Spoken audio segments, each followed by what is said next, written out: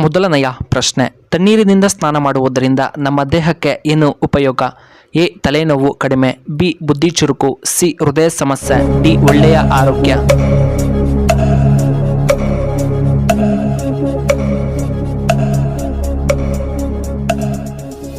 ಇದಕ್ಕೆ ಸರಿಯಾದ ಉತ್ತರ ಆಪ್ಷನ್ ಬಿ, ಬುದ್ಧಿ ಚುರುಕು. ಎರಡನೆಯ ಪ್ರಶ್ನೆ, ಕನ್ನಡದ ಮೊಟ್ಟಮೊದಲ ಶಾಸನ ಯಾವುದು? ಎ. ಆಲ್ಮಿಡಿ ಶಾಸನ, ಬಿ. ಭಗವದ್ಗೀತೆ, ಸಿ. ಹಳೆ ಶಾಸನ, ಡಿ. ರಾಮಾಯಣ.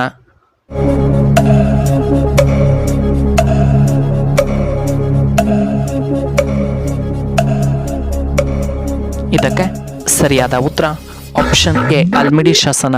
ಮೂರನೆಯ ಪ್ರಶ್ನೆ, ಮಾನವನ ದೇಹದಲ್ಲಿ ಶೇಕಡ ಎಷ್ಟು ಭಾಗ ನೀರಿನಿಂದ ಕೂಡಿದೆ? ಎ. 70%, ಬಿ. 50%, ಸಿ. 60%, ಡಿ. 90%.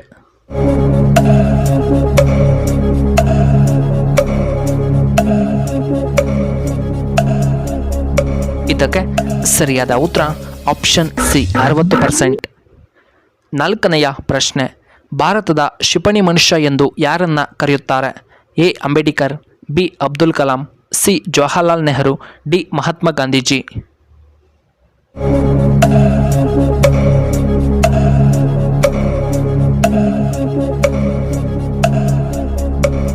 ಇದಕ್ಕೆ ಸರಿಯಾದ ಉತ್ತರ ಆಪ್ಷನ್ ಬಿ, ಅಬ್ದುಲ್ ಕಲಾಂ.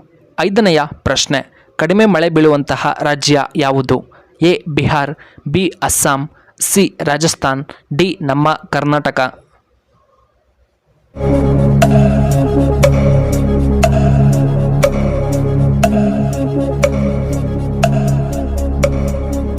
ಇದಕ್ಕೆ ಸರಿಯಾದ ಉತ್ತರ ಆಪ್ಷನ್ ಸಿ, ರಾಜಸ್ಥಾನ್.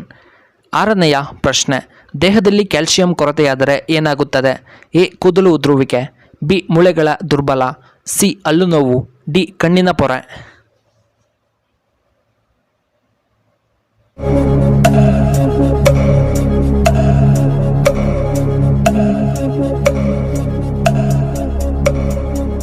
ಇದಕ್ಕೆ ಸರಿಯಾದ ಉತ್ತರ ಆಪ್ಷನ್ ಬಿ, ಮೂಳೆಗಳ ದುರ್ಬಲ.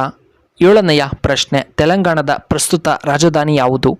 A. Amaravati, B. Chennai, C. Bhopal, D. Hyderabad.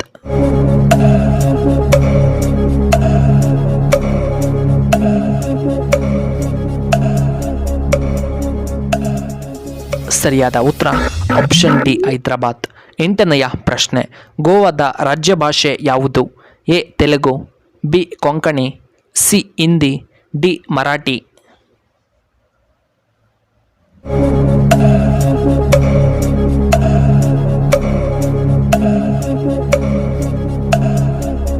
ಇದಕ್ಕೆ ಸರಿಯಾದ ಉತ್ತರ ಆಪ್ಷನ್ ಬಿ, ಕೊಂಕಣಿ.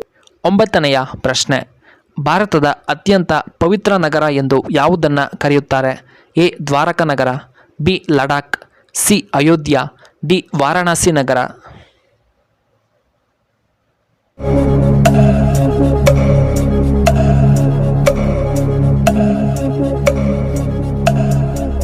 ಇದಕ್ಕೆ ಸರಿಯಾದ ಉತ್ತರ ಆಪ್ಷನ್ ಡಿ, ವಾರಣಾಸಿ.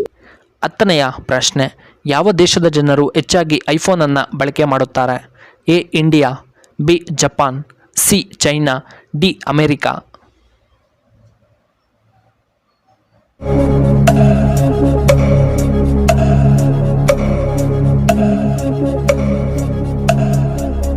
ಇದಕ್ಕೆ ಸರಿಯಾದ ಉತ್ತರ ಆಪ್ಷನ್ ಡಿ, ಅಮೆರಿಕಾ.